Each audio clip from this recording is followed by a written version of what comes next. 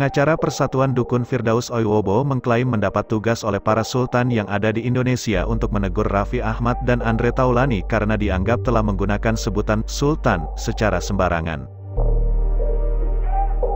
Tak tanggung-tanggung, Firdaus Oiwobo juga kemungkinan akan mempolisikan keduanya.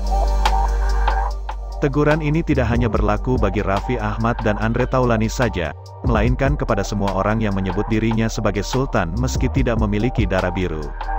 Program saya sebagai Panglima juga, Panglima Kesultanan, diminta oleh para sultan-sultan yang ada di Indonesia untuk menegur pemuda-pemuda atau pengusaha yang sekarang ini gemar dikit-dikit pakai nama sultan, kata Firdaus, mengutip video yang viral di TikTok, Kamis, tanggal 8 September tahun 2022.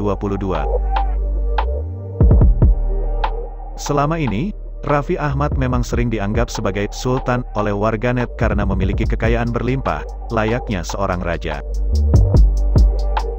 Begitu pula dengan Andre Taulany, yang disebut-sebut sebagai Sultan Bintaro oleh warganet.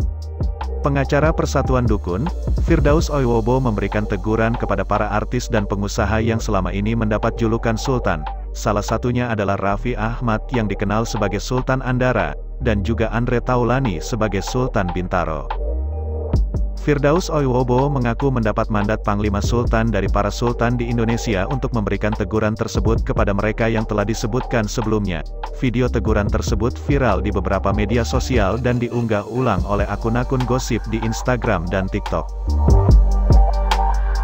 Podcast YouTuber Papan Atas Indonesia, Atta Halilintar menghapus podcastnya dengan pengacara Asosiasi Dukun Indonesia, Firdaus Oiwobo dan Gus Irfan. Mengapa? Video yang diunggah di akun YouTube dari Atta Halilintar ini menjadi viral, yang membahas terkait dunia fisioterapi dan dukun. Lalu, dalam podcast tersebut antara Atta Halilintar dengan Firdaus Oiwobo dan Gus Irfan sebagai pihak yang mengklaim bahwa fisioterapi masuk ke dalam perdukunan.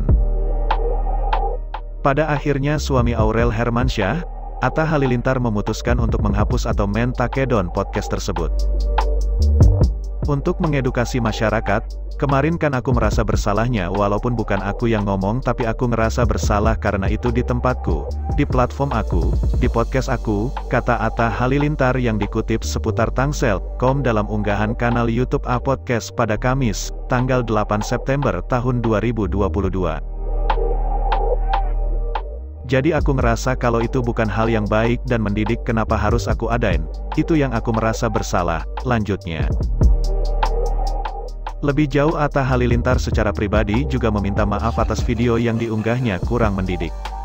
Jadi aku pribadi juga minta maaf gitu, tutur Atta. Namun, podcast Atta dengan Firdaus Oiwobo dan Gus Irfan sudah dihapus dari kanal YouTube-nya. Masih banyak yang bisa melihat isi dari obrolan di podcast tersebut karena sudah tersebar di berbagai platform. Dengan tindakan Atta mengambil langkah untuk menghapus podcastnya dengan Firdaus Oiwobo dan Gus Irfan, banyak komentar positif yang dilontarkan oleh warganet. Masya Allah, ini baru podcast yang mencerdaskan.